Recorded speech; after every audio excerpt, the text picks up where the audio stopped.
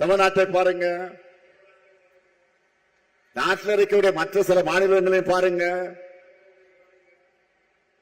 போன வாரம் கூட ராஜஸ்தான்ல பெண்கள் மொபைல் போன் பயன்படுத்தக்கூடாதுன்னு சில குழுக்கள் தடை போட்ட செய்தி வந்துச்சு. ஆனா நம்ம ஊர்ல ஆப்பிள் போன்களை தயாரிக்கிற தொழிற்சாலைகளை அதை அசம்பிள் பண்றது பெண்கள் தான்.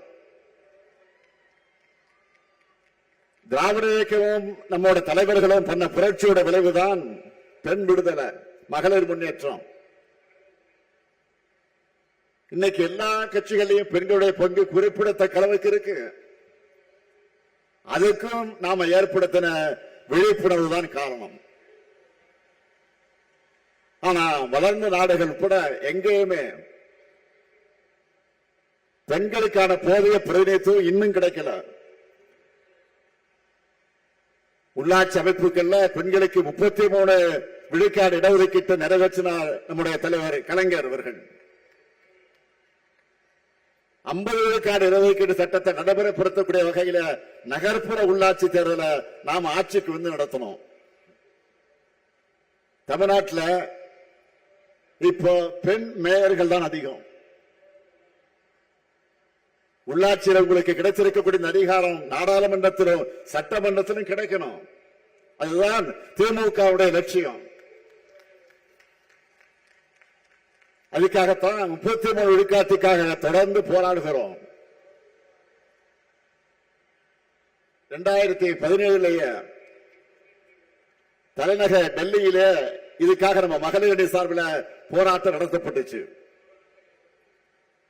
நாடாளுமன்றத்திலே தங்க கனிமொழி இதுக்காக அழுத்தமாக குரல் கொடுத்தார். தமிழ்நாட்டுடைய குரலாக மட்டுமல்ல, ஒட்டுமொத்த இந்திய பெண்களின் குரலா நாடாளுமன்றத்தில் கனிமொழி பேசினாங்க. தேவையே இல்லாத நிபந்தனையோடு பெண்களுக்கான 33 விழுக்காடு மசோதாவை ஒன்றிய பாஜக அரசு நிறைவேற்றியிருக்கு.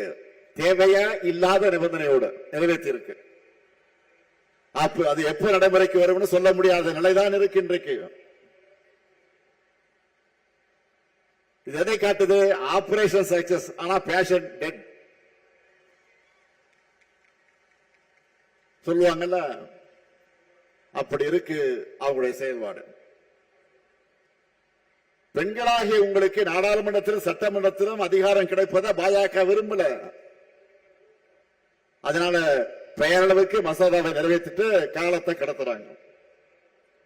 ஆனா நம்ம திராவிட மாடல் ஆட்சியை பொறுத்த வரைக்கும் இது பெண்களுக்கான ஆட்சி. மகளிர் எல்லோரும் இன்னைக்கு அவ்வளவு மன நிறைவா மகிழ்ச்சியா அதிகாரத்தோடு இருக்காங்க. இந்த கூட்டத்தில் என்னோட அம்மாவை போல நிறைய பேர் இருக்கீங்க. எனக்கு சகோதரிகளாக நிறைய பேர் இருக்கீங்க. ஏன் என்னோட மகள்களாக எத்தனை பேர் வந்திருக்கீங்க.